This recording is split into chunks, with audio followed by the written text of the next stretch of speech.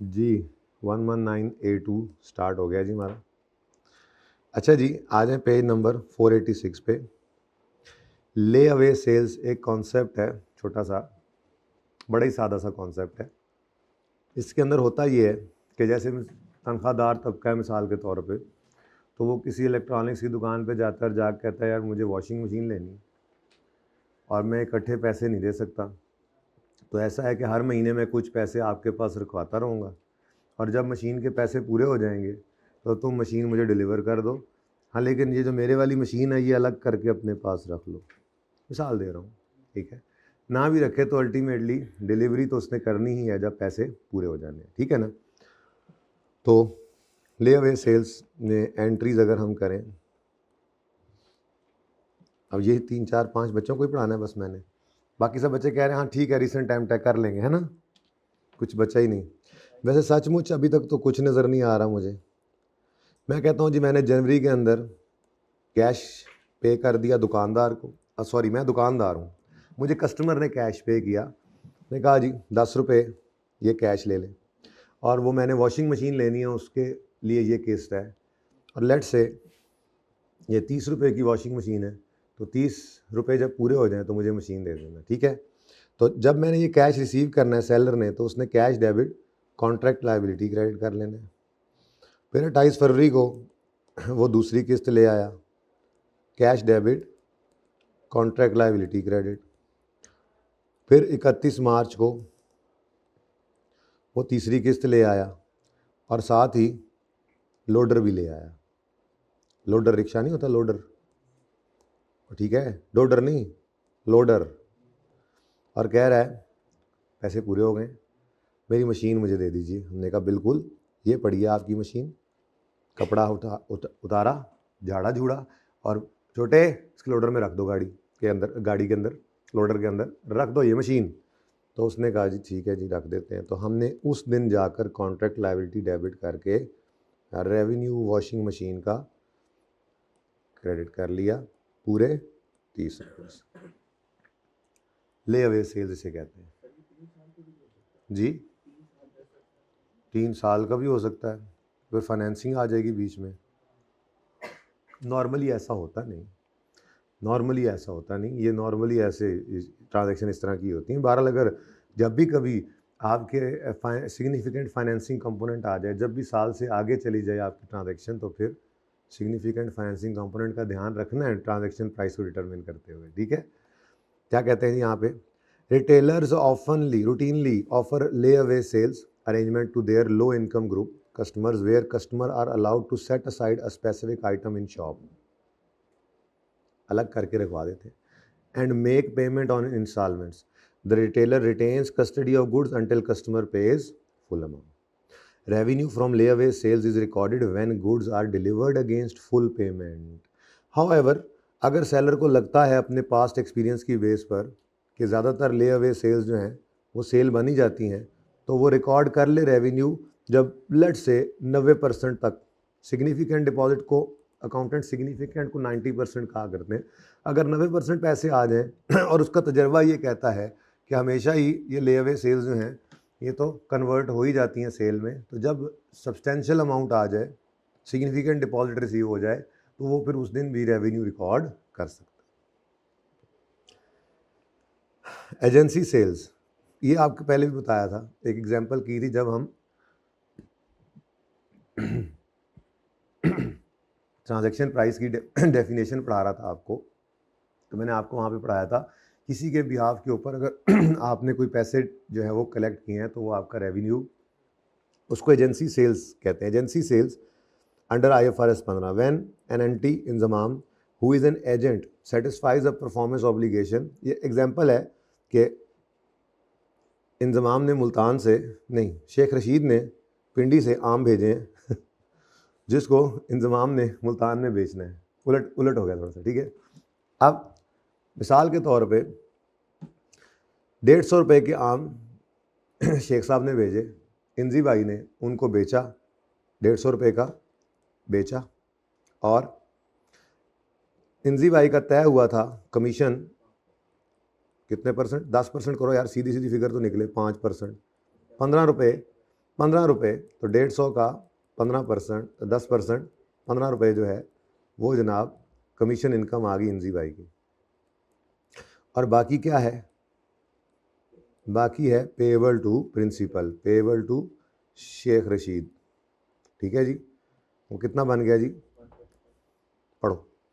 When an entity who is an agent satisfies performance obligation, the entity records revenue in the amount of any commission or fee to which it expects to be entitled in exchange for arranging for specific goods or services to be provided by other party। ठीक है, इसको agency sales कहते हैं।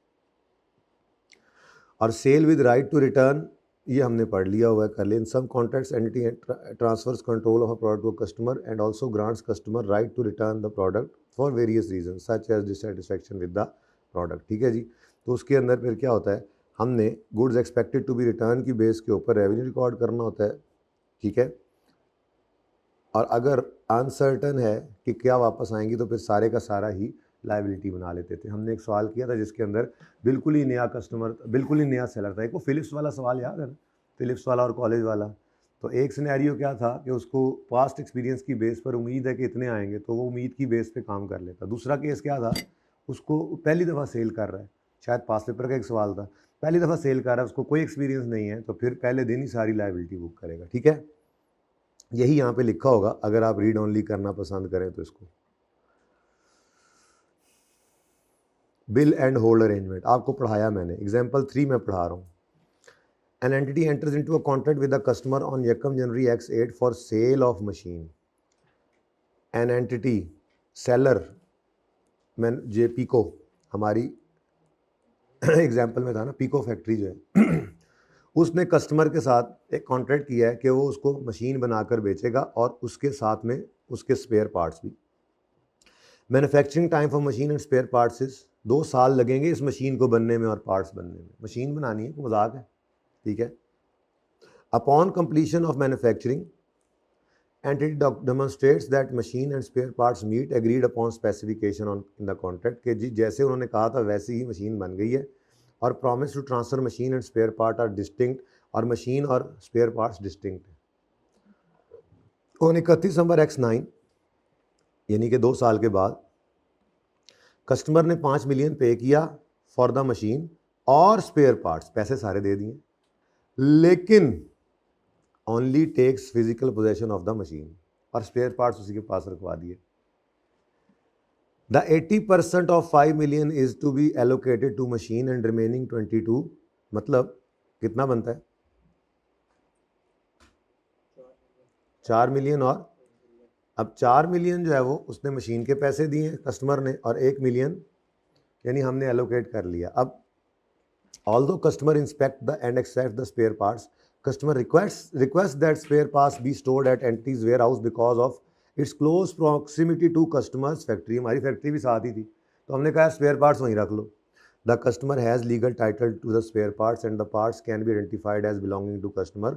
Customer का legal title भी है और हमने उसको डब्बे में डाल के उसका नाम भी लिख के अलग से रख दिया है। Furthermore, entity stores spare parts in a separate section of its warehouse and parts are ready for immediate shipment। जब कहे सारे उठा के दे देंगे, यानी सब कुछ ही इनकी तरफ से पूरा था, सिर्फ उसने कहा नहीं यार ये पड़े नहीं है, मैं करीब ही रहता हूँ।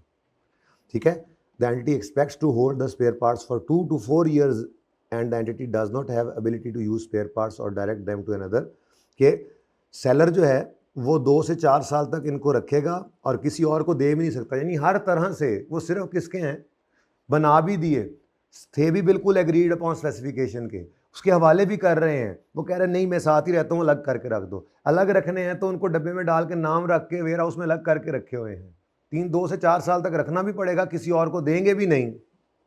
तो एंटिटी इसके बदले में 15,000 पर मंथ कस्टमर से लेगी कि ठीक है जी किराया फिर देते रहे, आपके वेयर हाउस में जगह नहीं है, नहीं तो अपना वेयर हाउस बना लेंगे। ठीक है, तो इवैल्यूएशन करनी है तो क्या जी, देयर इज़ ओनली 1 कॉन्ट्रैक्ट, 2 नहीं है, एक है, उसमें 2 पीओज हैं। पीओज क्या है, मशीन और स्पेयर पार्ट। लेकिन चूंकि उसने बिल कर दिया, पैसे सारे दे दिए, लेकिन फिर बिल किया सेलर ने, कस्टमर ने कहा स्पेयर मशीन में ले जा रहा हूँ, स्पेयर पार्ट्स अपने पास रख लो, होल्ड करवा दिया और फिर उस कस्टोडियन सर्विसेज दे दी। तो अब तीसरा काम जो है वो इसी के अंदर कस्टोडियन सर्विसेज का। ठीक है, तो ट्रांजैक्शन प्राइस जो है वो ये मिलकर बनेगी, यानी अब हमारे पास मशीन स्पेयर पार्ट्स और कस्टोडियल सर्विसेज आ गई। मशीन रिकॉर्ड कर लो, स्पेयर पार्ट्स रिकॉर्ड कर लो, रेजिडुअल अप्रोच लगाई हुई है, ठीक है ना, रिकॉर्ड कर ली, मशीन की भी रेवेन्यू रिकॉर्ड कर लिया सेलर ने, स्पेयर पार्ट्स का भी कर दिया। अब इधर से कुछ नहीं रह गया। अब अगली कहानी क्या आ गई, अब उसको होल्ड करना है, जितने महीने होल्ड करेगा उतने महीने के हिसाब से 15,000 का किराया लेता रहेगा, ठीक है। तो रेवेन्यू रिकॉर्ड करेंगे मशीन का, जिस दिन मशीन डिलीवर की रेवेन्यू रिकॉर्ड करेगा, स्पेयर पार्ट्स का भी उसी दिन, जिस दिन उसने बिल कर दिया था, हवाले कर रहा था लेकिन होल्ड करवा गया। अब यहाँ पे क्या आ गया एक्सेप्शन, अब ये at a point in time वाला था और फिजिकल पोजेशन सेलर ने नहीं ट्रांसफर किया, मतलब कस्टमर के पास फिजिकल पोजेशन नहीं आया लेकिन कंट्रोल ट्रांसफर हो गया, ये एक्सेप्शन थी। जैसे लीगल टाइटल नहीं आया था लीज में लेकिन कंट्रोल आ गया था, ऐसे यहां पे फिजिकल पोजेशन नहीं आया लेकिन कंट्रोल आ गया, एक्सेप्शन है ना। तो 5 चीजें बन गई। पहली, seller has right to payment. दूसरी, customer has legal title except lease वाली, वो इंस्टॉलमेंट बेसिस वाली सही, ठीक है जी। तीसरा क्या है, seller has customer has physical possession except bill and hold. Physical possession customer के पास नहीं है, आप अपने पार्ट नहीं उठा के लाए लेकिन कंट्रोल आपका ही है, आपकी मानत वहां पड़ी, किराया दे रहे हो उसका। तीसरा क्या था, चौथा क्या था, रिस्क और रिवॉर्ड्स जो हैं वो कस्टमर के पास आ गए, कस्टमर ने एक्सेप्ट कर लिया उसको। अच्छा, ये फिजिकल पोजेशन वाले में एक और एक्सेप्शन भी थी, कंसाइनमेंट सेल। ये कंसाइनमेंट सेल में क्या है, फिजिकल पोजेशन समझो, मतलब वो कस्टमर के पास तो वैसे भी नहीं है, तो दरमियान में पड़ा हुआ है, लेकिन अगर डीलर को बंदा कहे कि वो ले आया है तो डीलर के पास फिजिकल पोजेशन है लेकिन उसके पास कंट्रोल नहीं है, तो इसीलिए जब तक वो सरासिफ को गाड़ी नहीं बिकी थी रेवेन्यू रिकॉर्ड नहीं किया था, ठीक है जी। कस्टोडियल सर्विस ओवर टाइम है, जैसे जैसे आप रिकॉर्ड देते जाओ सर्विसेज, महीना गुजरे 15,000 रिकॉर्ड, 2 महीने गुजरे 30,000 रिकॉर्ड करते जाना रेवेन्यू, ओके, सही है। ये आपने रीड ऑनली करने। अच्छा यार, 2 सवाल हैं, वो छोटे छोटे ज़रा जल्दी से कर लें अगर आपकी इजाज़त हो तो। हैं, आज खुली इजाज़त है।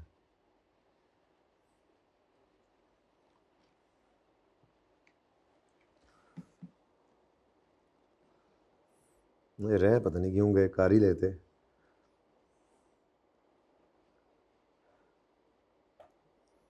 ये तो आप खुद पढ़ लेना, होमवर्क है आपका। ये दोनों सवाल मैं करवाना चाहूँगा, 24 और 25, पेज नंबर 516। ये करने के बाद फिर मैं अगली ब्रेक में देखूँगा कुछ IFRS 15 में है या नहीं है, वैसे मेरे हिसाब से तो नहीं है। इसके बाद फिर जाते हैं IAS 37 वाला सवाल करते हैं, उसके बाद फिर इंशाल्लाह हम MCQs पढ़ा देंगे, कंसोलिडेशन वाला सवाल कर देंगे, सारे सवाल ही होने वाले हैं ऐसे ऐसे ऐसे ऐसे वाले। पेपर आसान लगा, आपने खुद किया है, वैसे मैंने शुरू वाले सवाल होमवर्क में नहीं थे, फिर भी किसी ने कर लिए हों शुरू वाले सवाल खुद से। जी बच्चों, क्वेश्चन 24 में कहते हैं जी, पास करें जर्नल एंट्रीज 2008 से 1 जनवरी 2008 से 30 जून 2008 तक। An entity enters into a contract with a customer on 1 January X8 to sell product A for 100 रुपये per unit. If customer purchases more than 1,000 units of A in a calendar year, contract specifies that price per unit is retrospectively reduced to 90 for the first quarter of 31 मार्च जो and हो रहा है, entity sales 75 units. अब 75 cell कर चुकी है और more than 1000 की बात है ना, और एंटिटी का एस्टीमेट है कि कस्टमर जो है वो नहीं जाएगा 1000 से ऊपर, ठीक है जी। और उसके बाद ये तो हो गया ना जनाब जनवरी फरवरी मार्च, फिर अप्रैल मई जून वाला जो दूसरा क्वार्टर चल रहा है, तो मई 2008 में एंटिटी का जो कस्टमर है उसने अखीर कर दी है कि बार 500 यूनिट्स खरीद लिए।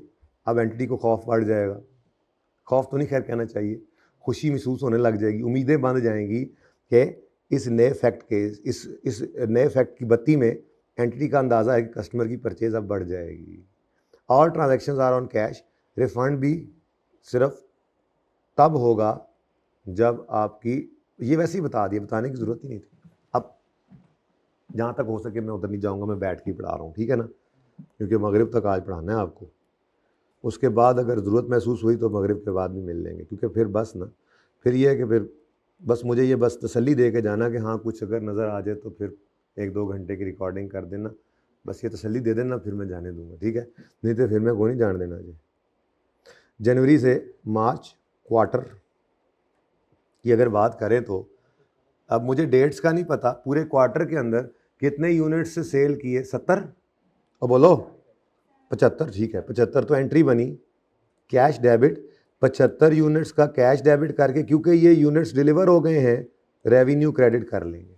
अब कितने रुपए का एक यूनिट है और उम्मीद क्या है कि वो इस कैलेंडर ईयर में 1000 से ऊपर जाएगा, नहीं जाएगा। असल में उसने कहा, हमने कहा 1000 यूनिट्स खरीदोगे तो डिस्काउंट देंगे रिट्रोस्पेक्टिवली, वो पहले चेक करने के लिए ले गया था 75 यूनिट्स, पसंद आ गए होंगे तभी तो 500 फिर मांग ली उसने, ठीक है। खैर तो फिलहाल तो हमें कोई पता नहीं है, तो हमने 100 रुपए के हिसाब से रेवेन्यू बुक कर लिया, बोलो ठीक है जी। अच्छा जी, बस ये जनाब पहला क्वार्टर हो गया। अब जब अप्रैल टू जून क्वार्टर स्टार्ट हुआ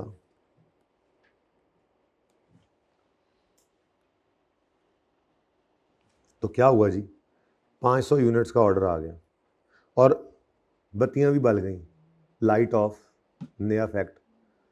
तो अब 500 यूनिट्स का कैश तो रिसीव करें ना, पहले कैश आपने 100 का ही रिसीव करना है अभी भी, ठीक है। ये कितना बन गया,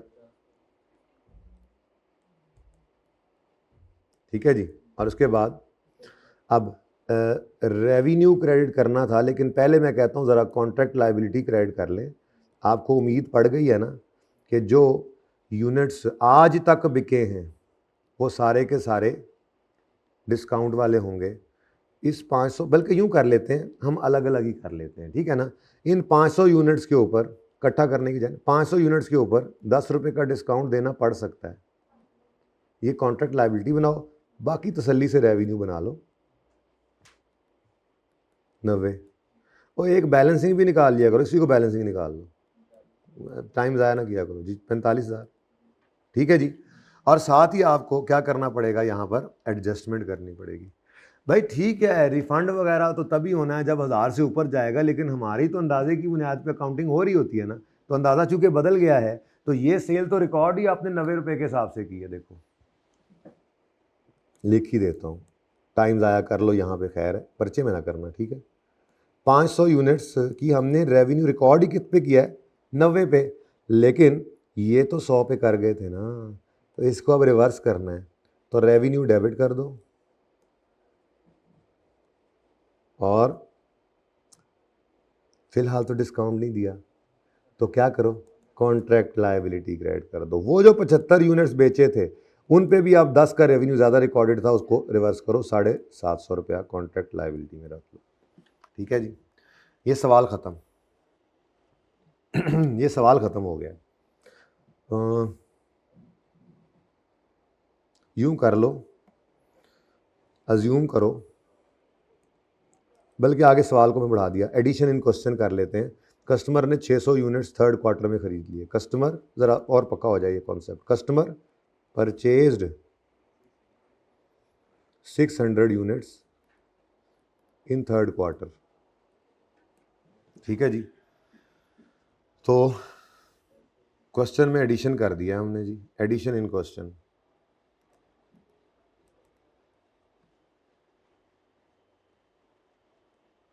अब अगर कस्टमर का ऑर्डर 600 वाला आया है तो कैश वो घर से कितना लेके आया होगा 600 यूनिट्स का, अब 90 ही लेके आया होगा, ठीक है।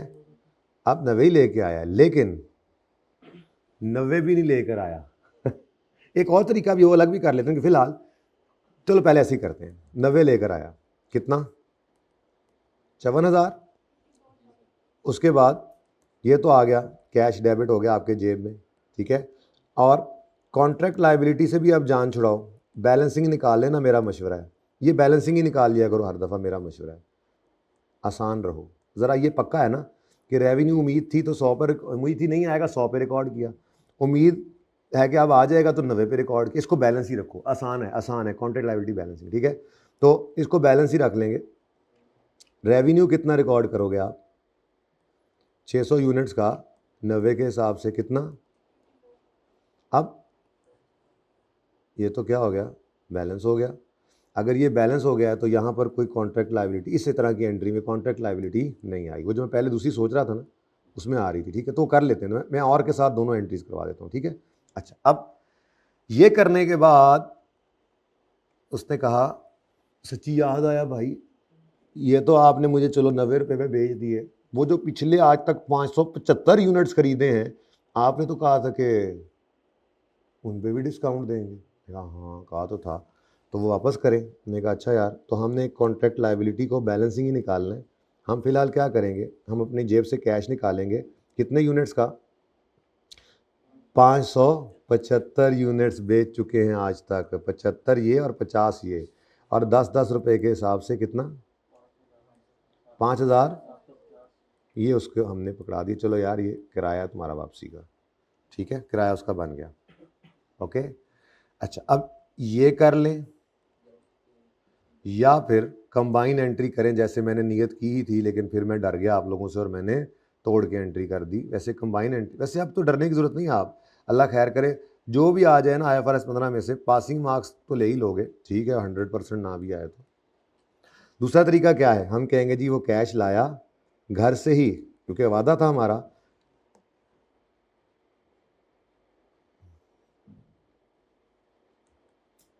घर से ही ये कम लेकर आया। कितने पैसे लाया फिर बोलो जी, 4825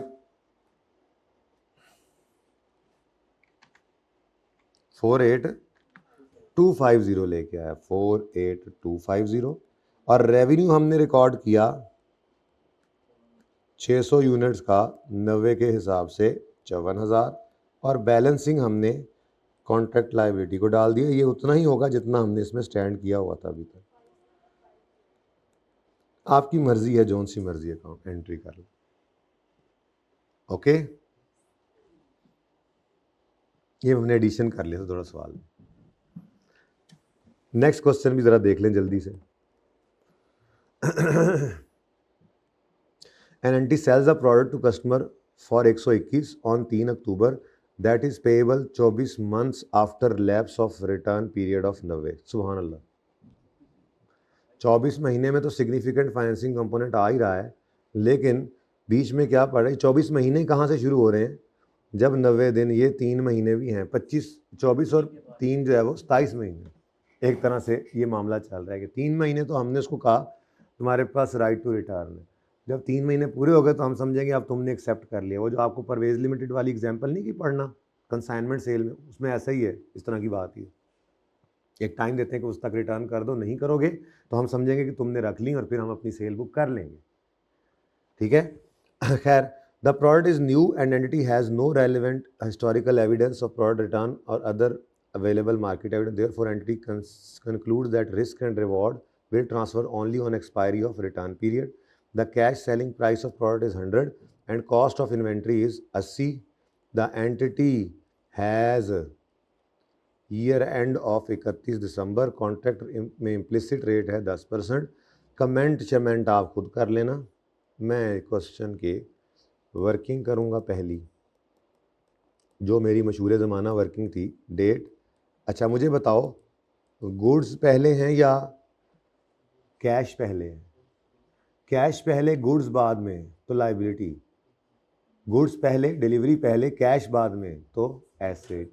आज सेल बुक करनी है, प्रेजेंट वैल्यू पे करनी है, और फिर साथ रिसीवेबल बुक करना है, फिर उसको ग्रो करा के इंटरेस्ट इनकम निकालनी है, ठीक है। तो डेटर बनेगा। अब अगला सवाल पैदा ये होता है कि डेटर यकम जनवरी पे रिकॉर्ड करेंगे, डेटर यकम जनवरी पे रिकॉर्ड करें या डेटर को, जनवरी तो है ही कौन, 121 entity sells a product to a customer. यार मैं यहाँ जगह बना लूँ थोड़ी सी, मैंने ज़रा यहाँ पे टाइमलाइन बनानी है। देखो भाई,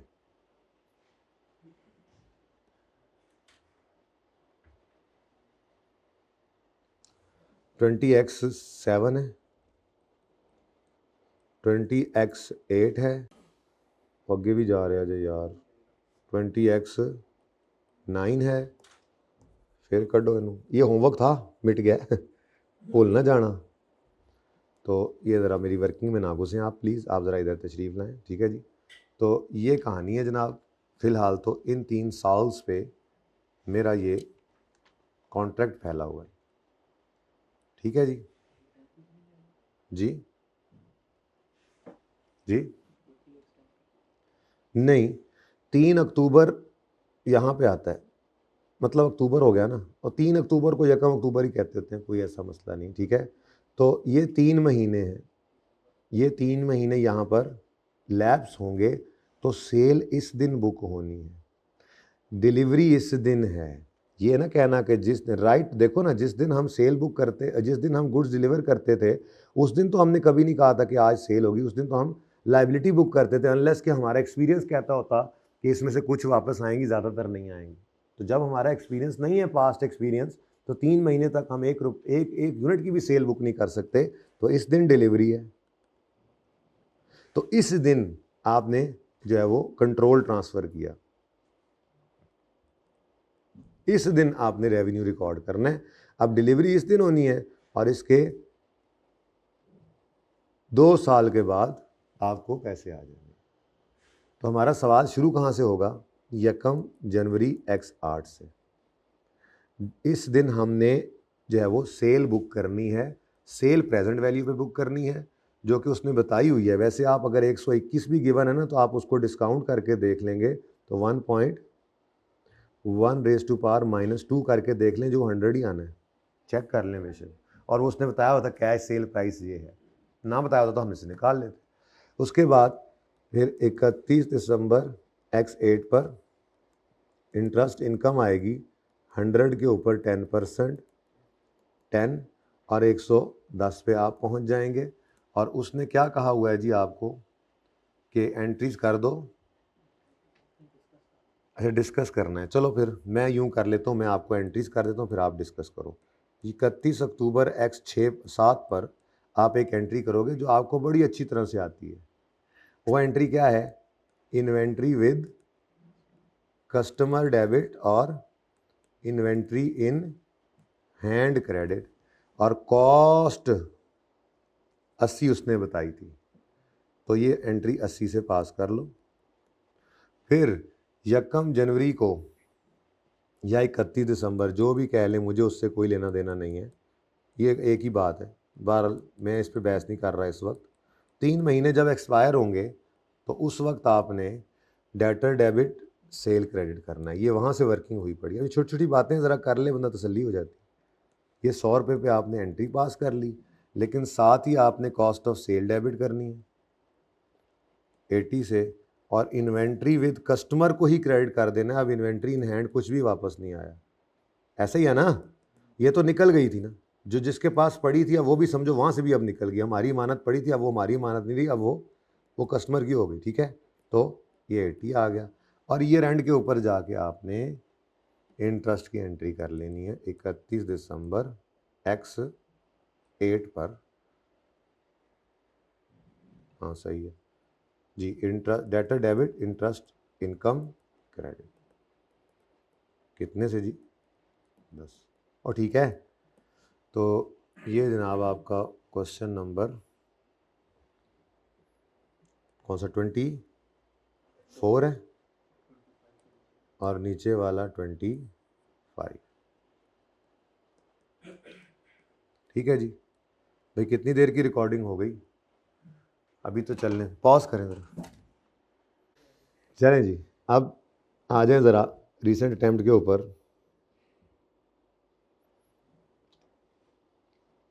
कहाँ तक पहुँच गए थे हम?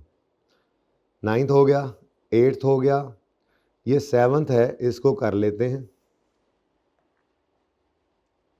ये ना आप खुद पढ़िएगा, मैं सिर्फ डिस्कस करूंगा और जवाब देता जाऊंगा कि इसकी अंग्रेज़ी कैसे लिखनी है, प्लीज़, ठीक है ना? वो मुझसे लिखवानी नहीं है आपने।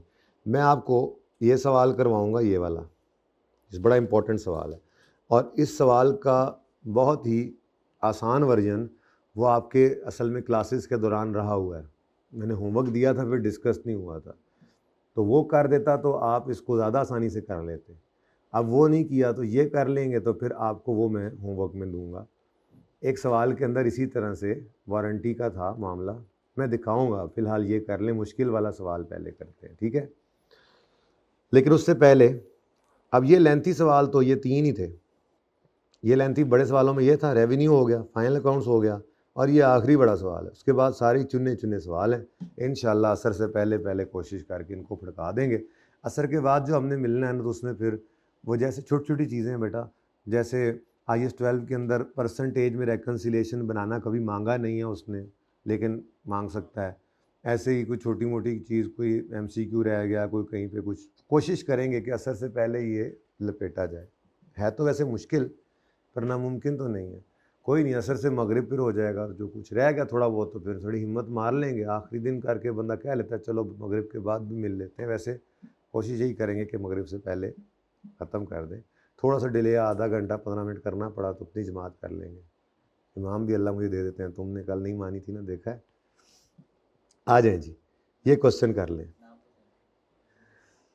किसका? इमाम का नाम बताऊं? इमाम का नाम बताऊं?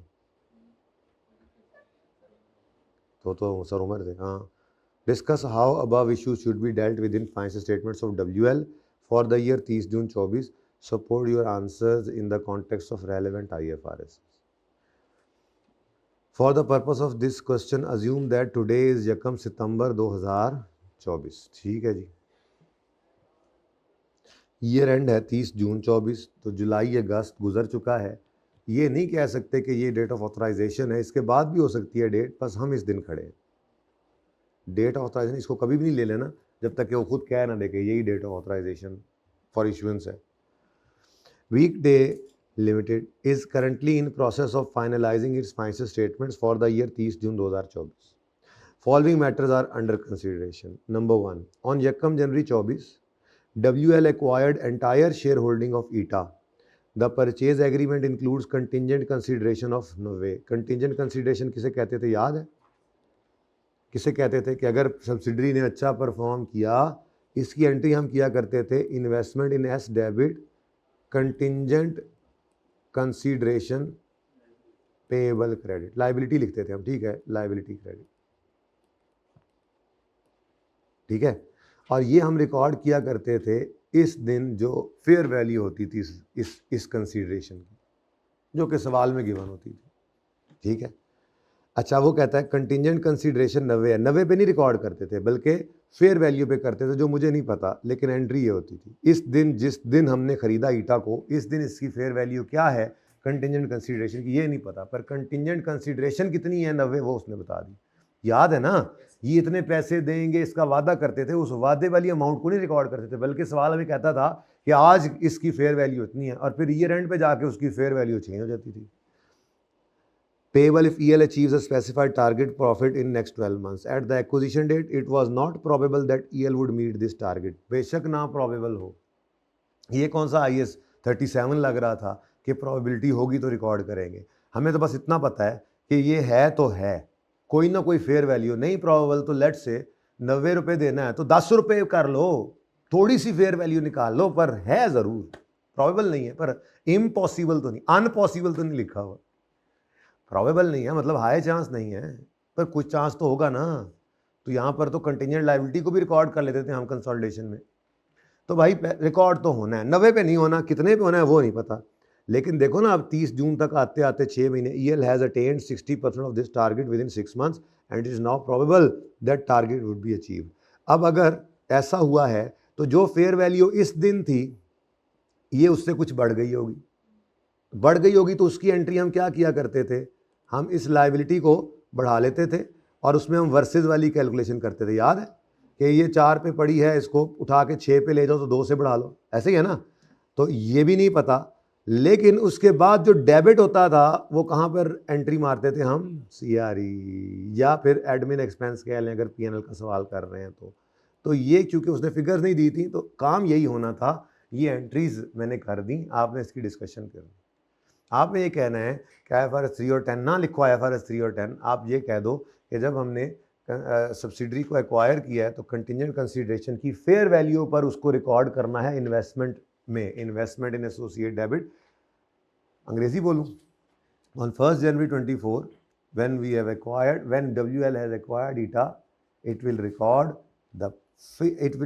the contingent consideration at its fair value which would be less than 90 million. जाहिर सी बात है 90 तो देना है लेकिन बहुत कम चांस है, तो फेयर वैल्यू लेस ही होगी, ठीक है।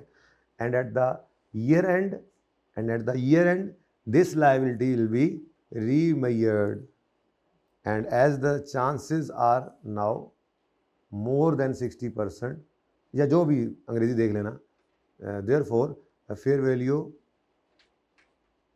may have been increased. This increase or decrease in fair value at year end is not recorded in investment, or it will not affect goodwill. It will be recorded in group retained earnings, या it will be recorded in P&L as an admin expense, ठीक है, in consolidated financial statements। तो ये अंग्रेजी आपने लिख लेनी है अपनी तरफ से। वो मसला इसमें आसान सा करके लिखा है, लिखना है आसान ही लिखा तो हमने मुश्किल बोला है। अच्छा चलो, तो हमें मुश्किल आता होगा ना। आगे कहता है 20 जून पे साल के एंड होने से कुछ 10 दिन पहले साइबर सिक्योरिटी ब्रीच हो गया। ओए होए होए, वीकडे जो है ना, वीकडे उसका सिक्योरिटी ब्रीच हो गया है और कस्टमर का क्रिटिकल डाटा लीक हो गया है। ओए, WL made a public announcement for the breach on 31 August. Year and के तो बाद है, लेकिन चूंकि ये एक ऐसा इवेंट है जो एग्जिस्ट, साइबर सिक्योरिटी ब्रीच हो चुका था ईयर एंड पे, ठीक है। अनाउंसमेंट तो जस्ट एक एविडेंस था उस कंडीशन का जो एग्जिस्ट करती थी ईयर एंड पर, ठीक है। तो इसलिए ये एडजस्टिंग इवेंट है। अब ये लाइन लिखनी थी कि cyber security breach has occurred before the year and, therefore it is an adjusting event. अब अगली बात, अगर एडजस्टिंग इवेंट है तो अब इसकी कोई प्रोविजन रिकॉर्ड कर सके। अगर वो देखो, present obligation due to past event तो है, अनाउंसमेंट कर दी अब तो आगे, तो present obligation due to past event तो है। फिर अगली चीज़ क्या है, आउटफ्लो प्रॉबल तो है, आएंगे लोग अभी नुकसान अपनी का तलाफ़ी करने, मेरे इतने पैसे निकल गए, आउटफ्लो तो प्रॉबल है। अब अगला मसला ये होता है ऐसे केस के अंदर रिलायबल एस्टीमेट नहीं निकलता। जैसे आपने पास पेपर 1 में देखा था, वो याद है पास पेपर 1 आपका I-37 वाला जो मैंने रिकॉर्डिंग में दिया था, जिसके अंदर क्या हुआ था, वो एक्सेल की शीट में गड़बड़ हुई थी, जिस वजह से डिस्काउंट पता नहीं कितने का हमने वो कूपन में भर के भेज दिया था। अब वो लायबिलिटी तो है लेकिन उसके लिए रिलायबल एस्टीमेट नहीं मिल रहा, प्रोविजन तो बनानी थी। तो फिर फिलहाल मजबूरी में जब रिलायबल एस्टीमेट ना हो तो कंटिजेंट लायबिलिटी डिस्क्लोज करनी पड़ती है। यहाँ पर भी ऐसा ही था। The full extent of breach and its financial impact is not yet known but it is expected to be substantial and will result in significant claim by. तो भाई इसके बारे में आपने यही कहना है कि present obligation due to past event तो है, ठीक है, आउटफ्लो भी प्रॉबल है, लेकिन रिलायबल एस्टीमेट नहीं है, इसलिए contingent liability shall be disclose in notes of financial statements giving brief description of nature and estimate of financial effect. बस आप कहोगे इसके नंबर कितने कितने होंगे, तो नंबर देख लेते हैं। कौन सा सवाल है? 7। तो ये 3 नंबर के लिए आपने ये 2 बातें लिखी हैं, 3 नंबर के लिए काफ़ी बातें लिख ली हैं आपने। नेक्स्ट, ये तो बिल्कुल उससे भी छोटा है 2 नंबर का। ऑन 29 जून साल के एंड होने से 1-2 दिन पहले सिग्मा टेक जो है अ की supplier of WL has gone bankrupt. अब ईयर एंड से पहले बैंकरप्सी हो चुकी है, ठीक है। Potentially disrupting the supply chain for several critical component. Supply chain में गड़बड़ हो जाए, चीज़ें अब आ नहीं रही हमारे पास जो हमने यूज़ करनी होती हैं। क्या इसने हमारे को पैसे देने थे जो अब नहीं आएंगे? नहीं, हमारा सप्लायर था, उससे चीज़ें हम पैसे लेकर लेते थे, वो आने में मसला आ रहा है, जिस वजह से अब उसकी बैंकरप्सी की वजह से, बैंकरप्सी ऑफ ST, उसकी वजह से हमारे डिलेज आ रहे हैं, एडिशनल कॉस्ट हमें पड़ रही है दूसरी तरफ से मंगवाने में। तो फाइनेंशियल इम्पैक्ट इसका, पोटेंशियल डिलेज का, एडिशनल कॉस्ट का एक्सपेक्टेड है 16 मिलियन का, जिसमें से 12 ऑलरेडी इनकर हो चुका है। जो इनकर हो चुका है पास्ट 2 मंथ्स में वो तो पीएनएल में आ गया। हाँ, जो बाकी 4 है उसको रिकॉर्ड कर लेंगे। हाँ, रिकॉर्ड नहीं करेंगे, बंद कर दो बिजनेस, ना करो ऑपरेट, ना मंगवाओ महंगा मटीरियल, ना लोगों से मंगवाओ, ठीक है। तो इसको कहते होते थे हम फ्यूचर ऑपरेटिंग लॉस। क्या है जी? तो जो 4 मिलियन रह गया फ्यूचर ऑपरेटिंग लॉस है, फ्यूचर ऑपरेटिंग लॉस की कभी प्रोविजन बनाने की इजाज़त नहीं हुआ करती, ठीक है जी। ये 2 नंबर भी गए। अब 3 3 6 और 2 8 हो गए। नंबर टोटल कितने हैं? अब बाकी सारे 8 इस जालिम के हैं, ठीक है। तो ये जालिम करते हैं, अब फटाफट करना, 10-12 मिनट में हो जाएगा इंशाल्लाह, कोई मसला ही कोई नहीं। असल में वो बस रह गया ना, होमवर्क दिया था और फिर रहता रह गया। वो सवाल भी दिखाता हूँ कौन से की बात कर रहा हूँ मैं।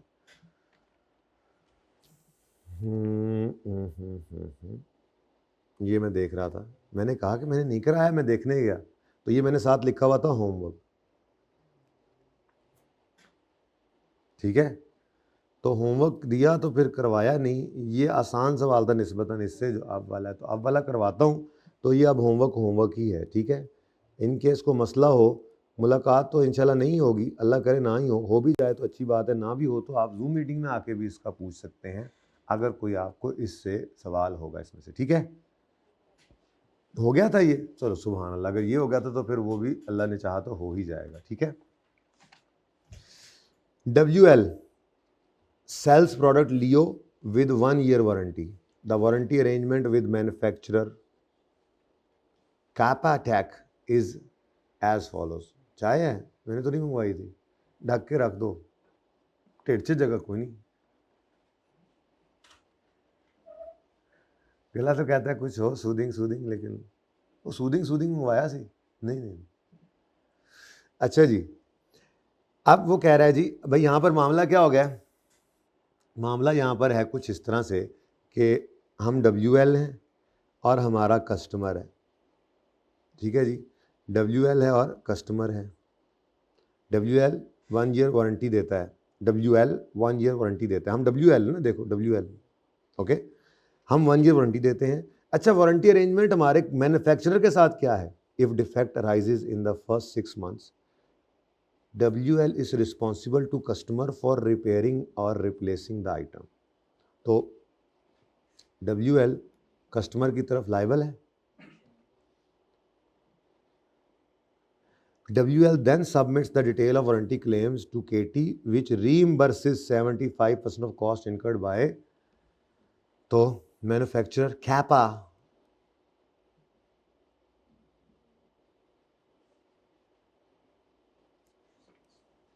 जज़ाकल्लाह। नहीं यार अभी नहीं।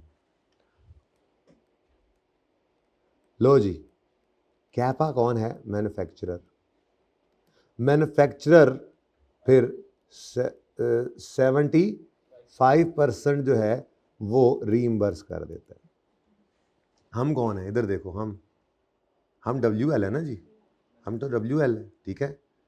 अब WL ने प्रोविजन बुक करनी होगी वारंटी क्लेम्स की और रीइंबर्समेंट मिलेगी उसको मैन्युफैक्चरर्स। पहले 6 महीने की बात पहले कर लें, ठीक है। ये 6 महीने का मतलब पता है क्या होता है? ये पहले भी एक बार बात हुई थी, जो यहाँ सेल हुई तो उसका साल यहाँ तक पूरा हो गया। ऐसे ही सेल्स होती रहती हैं, को आगे कोई आगे, ऐसे हर वक्त होती रहती है ना, ठीक है। तो यहाँ तक, यहाँ पे जो सेल की होगी, जो यहाँ पे सेल की होगी उसकी वारंटी यहाँ पे पूरी हो रही है, ठीक है ना। तो इस तरह से होता है, 6 महीने का मतलब ये है, ठीक है। खैर चले, अब ये वाला जो 6 महीने का अरसा है, इसकी कहानी ये है कि सेलर WL है, ये कस्टमर को, रिटेलर कस्टमर को चीज़ें बेचता है विद वारंटी, और जब क्लेम आता है उसको सही कर देता है, क्योंकि लाइबल कौन है? WL लाइबल है कस्टमर की तरफ, तो फिर रीइंबर्स करवाता है अपने मैन्युफैक्चरर से। अब यार एक काम करो, इन एंट्रीज़ यहीं पे कर लेते हैं। एंट्रीज़ वैसे मांगी नहीं है, लेकिन एंट्री से ज़रा अच्छा समझ में आ जाएगा, तो मेरा मशवरा है एंट्री से ही कर लेते हैं, ठीक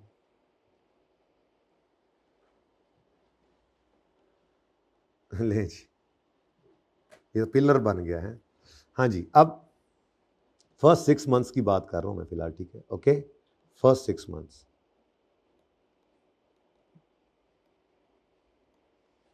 फर्स्ट 6 मंथ्स में ये अरेंजमेंट। तो अब एक्सपेंस बुक करे, वारंटी एक्सपेंस, और प्रोविजन बुक करे कौन? WL, रिलायबल एस्टीमेट लगाकर। अब आते हैं रिलायबल एस्टीमेट की तरफ। मैंने अभी इसको नहीं पढ़ा, ठीक है। वो कहता है एवरेज कॉस्ट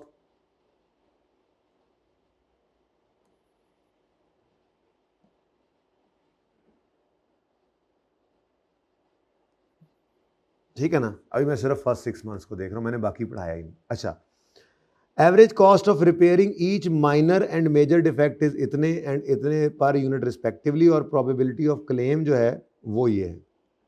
ये पहले निकालना सीखा हो हमने कई दफ़ा, कहो तो मैं सवाल दिखा देता हूँ वो वाले। बहुत सिंपल है, कितने यूनिट्स बेचे ये ढूंढो बस। 20,400 यूनिट्स टोटल बेचे हैं, उनमें से 4% में माइनर डिफेक्ट आएगा जिनको 10,000 में सही करना पड़ सकता है, और इसके 5% में मेजर डिफेक्ट आएगा जिनको सही करने के लिए 55,000 रुपये लगेंगे। मुश्किल या आसान? ये रिलायबल एस्टीमेट है वारंटी एक्सपेंस का, जिसकी प्रोविजन क्रिएट करनी है। तो यहीं पे कर लेते हैं जी, यहाँ पे लिख दो, यहाँ पे जी 20,400 यूनिट्स हैं, इनका 4% जो है वो छोटे डिफेक्ट्स होंगे, 10,000 रुपये में ठीक हो जाएंगे। 10,000 इतना देखते रहना ज़रा, फिगर नहीं भी याद रहती अभी। 10,000 है, और 20,400 का 5% जो है वो मेजर डिफेक्ट वाले होंगे। और भाई उठ जा, बड़ा अहम सवाल है, कितने पे सही होंगे? 50,000, 55,000 पूरे। लो जी, बताओ जी, एक्सपेंस डेबिट प्रोविजन क्रेडिट कितने से करना है जी?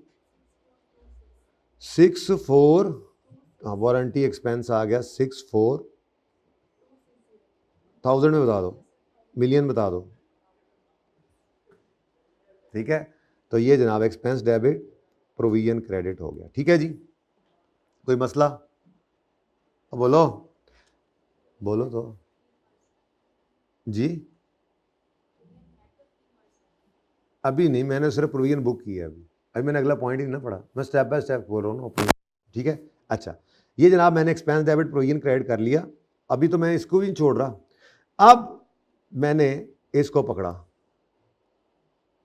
ठीक है, इसको पकड़ के मैंने लिखा सफ़े पे, और लिखकर अपने कैपा मैन्युफैक्चरर को भेजा। उसने कहा भाई, उसने कहा अच्छा भाई। तो चूंकि उसने माना हुआ है तो ये क्या होगा? वर्चुअली सर्टन है, तो फिर आपने रिसीवेबल डेबिट करना है। अब रिसीवेबल कितना मिलेगा आपको? ये 64.26 का 75%, वो उसने कहा था कि जी मैं रीइंबर्स करूंगा, तो वो वर्चुअली सर्टन ही है। जब वो एग्री किया हुआ उसने हमारे, तो कॉन्ट्रैक्ट ही हमारा यही हुआ है, ठीक है। तो बोलो भाई, 48.19 से रिसीवेबल डेबिट कर लो, और जी 2 कर लो, और एक्सपेंस क्रेडिट कर देंगे 48.2 से, ठीक है। क्या मतलब? इनकम अलग रख सकते थे, लेकिन हमने इसी को पसंद किया था हमेशा कि रिलेटेड एक्सपेंस में से इसको नेट कर लो। अब ये आपने तो अंग्रेजी लिखनी थी ना, तो आपने पूरी अंग्रेजी लिखनी है। Present event, present legal obligation है क्योंकि वारंटी दी हुई है। पास्ट इवेंट क्या है? Sale of goods with warranty. Reliable estimate in this case is, ये निकल आया 64.26, therefore a provision shall be recorded at this amount. अब मैंने अगली बात नहीं की है कि आगे एक पॉइंट है, ये तो सीधे से कह रहा हूँ। उसके बाद आप कहोगे कि when a provision is to be set is to be received, some और पार्ट और full provision is to be received from another party and it is virtually certain to be received, then a receivable shall be recorded. Receivable separate in balance sheet, जितना मैं बोला जा रहा है उतना बोल रहा हूँ, ठीक है, लिख लेना, ठीक है। और expense may be presented in income statement net of of provision, ये income shall be presented net of related expense, ठीक है जी। प्रोविजन से ऊपर तब जब जाए तब रोकते हुए ये कहना है, वरना मैंने वहाँ पे भी कहा था आपको जब मैं आईसेट 7 करवा रहा था कि अगर वो एक्सपेंस ये जो रिसीवेबल है ये प्रोविजन से वैसे ही नीचे आया तो फिर ये बात बताने की क्या ज़रूरत। हाँ, अगर यहाँ पर होता कि जी वो कह रहा है जी मैं आपको 100 रुपये दूंगा, तो फिर आपको भी 64 पे क्यों रोका है? क्योंकि स्टैंडर्ड ये कहता है कि आपने उसको रोकना है, ठीक है, up to the extent, okay. लेकिन अभी ये बात पूरी नहीं हुई, यहाँ पे आता है एक ट्विस्ट, जो ट्विस्ट अभी तक या उस सवाल में था जो होमवर्क में दे के मैं रह गया था, ठीक है, और या फिर इस सवाल में, ठीक है। वो ट्विस्ट ये है कि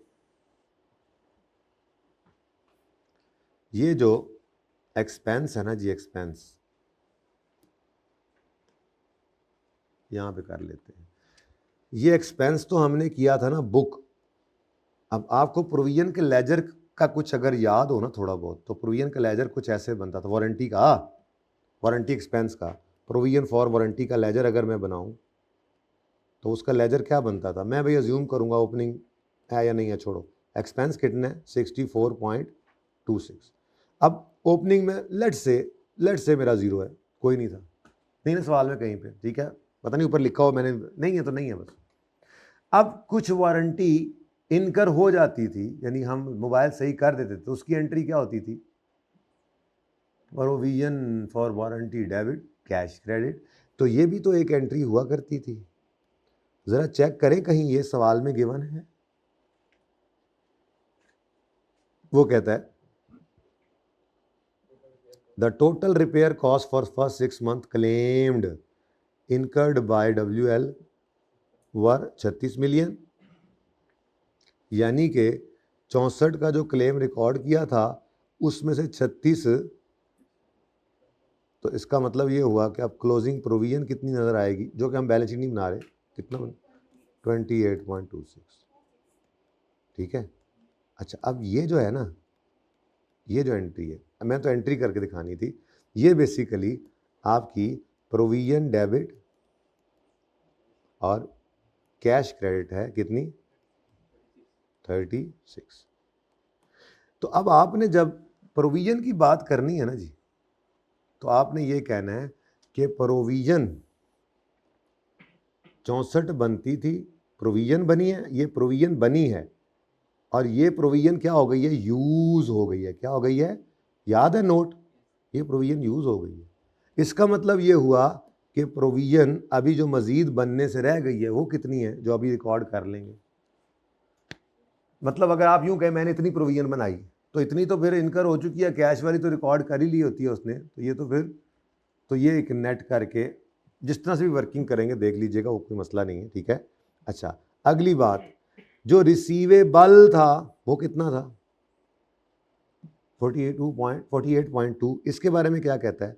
इनकर भी हमने कर लिया और 27 का केटी से रिकवर भी हो गया, यानी इस रिसीवेबल में से भी कुछ क्या हो गया है? कैश डेबिट रिसीवेबल क्रेडिट कितना 20, यानी कि ये भी आपने बताना था कि इसको रिसीवेबल को, कि रिसीवेबल जो था इसमें से 48 में से अब रिसीवेबल 27 आ गया, तो मज़ीद रिसीवेबल भी इतना, यानी पूरी डिस्कशन ही करनी है ना, तो पूरी अंग्रेज़ी के अंदर आप ये बात लिख सकते हो। उसने जैसे सोल्यूशन किया था ना, उस सोल्यूशन से समझ ना आए, मैंने देखा था, मैंने कहा चलो मैं एंट्रीज करा दूंगा, बच्चा थोड़ा सा तंग होता है बच्चा, ठीक है। अब जो सोल्यूशन है ना वो क्या है? ये मैंने फर्स्ट 6 months की भी बात की है, सेकंड तो बहुत आसान है, फर्स्ट 6 month की मैं बात कर रहा हूँ फिलहाल। और ये जो दो एंट्रीज है ना, ये एंट्रीज ये असल में आपको कहीं किसी सवाल में आज तक नज़र नहीं थी आई, जिस वजह से बच्चा परेशान हो जाता है, ठीक है। अच्छा, अब जो सोल्यूशन है वो क्या है? आपने सवाल के अंदर उसको ये बताना था, सोल्यूशन में आपने ये बताना था कि प्रोविजन 64.26 की रिकॉर्ड करके जितनी मतलब यूज़ हो गई वो माइनस करके आंसर क्या आता है? तो प्रोविजन जो क्रिएट करनी है आपने वो करनी है 28.26 से। नज़र भी आ रहा है जैसे मैं लेजर सा बनवा दिया था कि आपकी प्रोविजन क्रिएट की इतनी हो गई है यूज़, तो इतनी अभी भी प्रोविजन है जो रिकॉर्ड करनी चाहिए। और साथ ही आपने सोल्यूशन में अगली बात करनी थी, रिसीवेबल इतना था, इतना तो रिसीव हो गया, तो बाकी रिसीवेबल में कितना नज़र आना चाहिए जी? 21.2, ठीक है जी। ये हमारी पहले 6 महीनों की कहानी है। लेकिन जब हम अगले 6 महीनों में जाएंगे तो उसमें कहानी कुछ बदल जाएगी। उसमें कहानी क्या हो जाती है जी हमारी,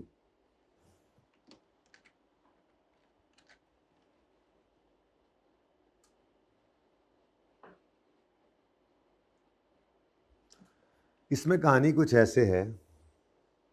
ये समझ आया? वैसे थोड़ा बहुत समझ आया। ये इधर टेक्निकल काम सिर्फ ये वाला था, ये असल मसला, ठीक है। वैसे इसका सोल्यूशन भी देख लें जरा, वो क्या कहते हैं, फिर बाद में तस्वीर एक ही बार लेना बेटा।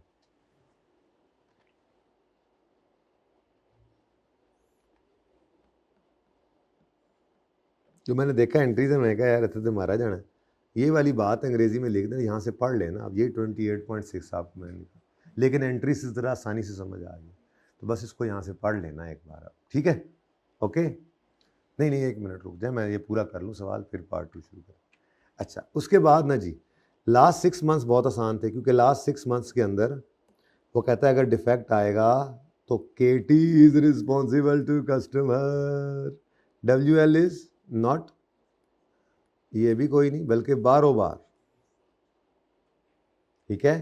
तो अब हाँ, लेकिन एक चीज़ बीच में क्या थी, लेकिन रिपेयर रिप्लेस तो KT करता है, लेकिन KT 10% कॉस्ट का WL से लेता है, यानी WL सिर्फ उस कॉस्ट का 10% जो है उसके लिए लायबल फील करेगा अपने मैन्युफैक्चरर की तरफ। ये लास्ट 6 मंथ्स के लिए हो गया, ठीक है जी।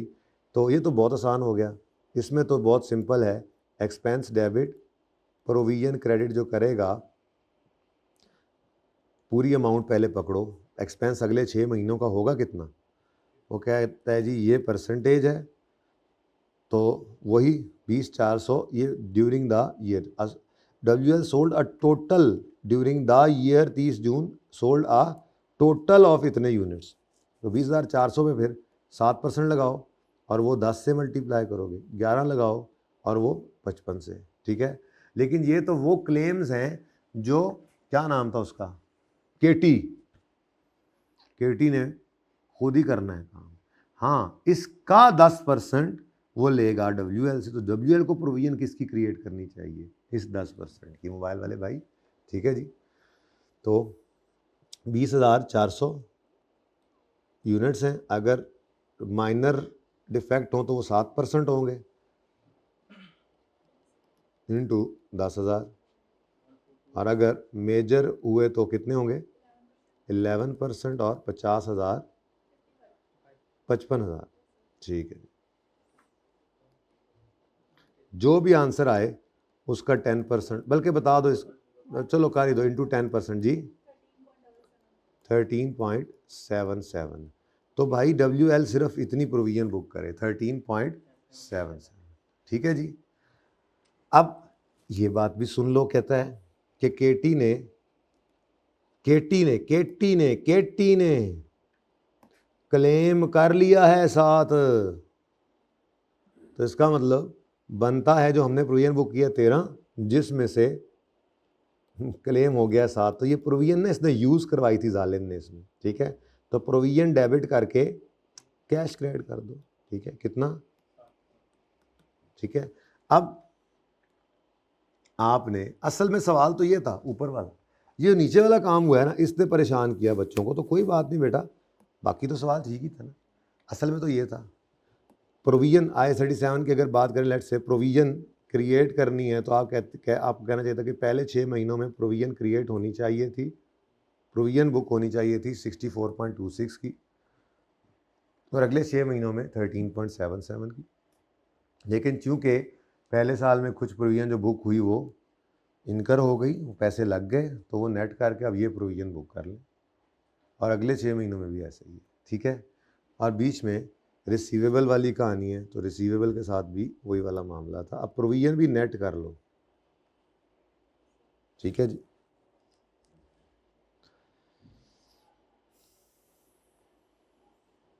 अब देख लो जी उसको जाके, इसको नेट करके देखो कितना आता है सोल्यूशन में अगर इसका बोलूँ तो प्रोविजन कितनी रिकॉर्ड करोगे, सिर्फ प्रोविजन की बात करें तो 13 पॉइंट, 1 मिनट, सोल्यूशन में लिखोगे 13.77 माइनस 7 इज इक्वल टू 6.7 और यहाँ कोई रीइंबर्समेंट ना बुक कर लेना। कहाँ से आई रीइंबर्समेंट? उल्टा ये तो पैसे दे रहा है, ये तो उसके लिए रीइंबर्समेंट बनेगी। ठीक है, ले जी, कौन सा क्वेश्चन हो गया ये? क्वेश्चन 7। कौन सी अटैम्प्ट है ये? अभी ऑटम 24 का है। क्वेश्चन नंबर 7 का पार्ट कौन सा? 4। ठीक है, ज़रा एक नज़र सोल्यूशन पे भी मार लें। ये फिगर नज़र आती हैं 28.26, 21.26, 20, 6.77, ये 6.7।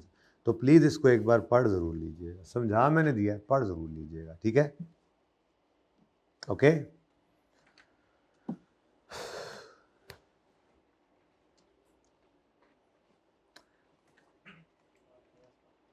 जी,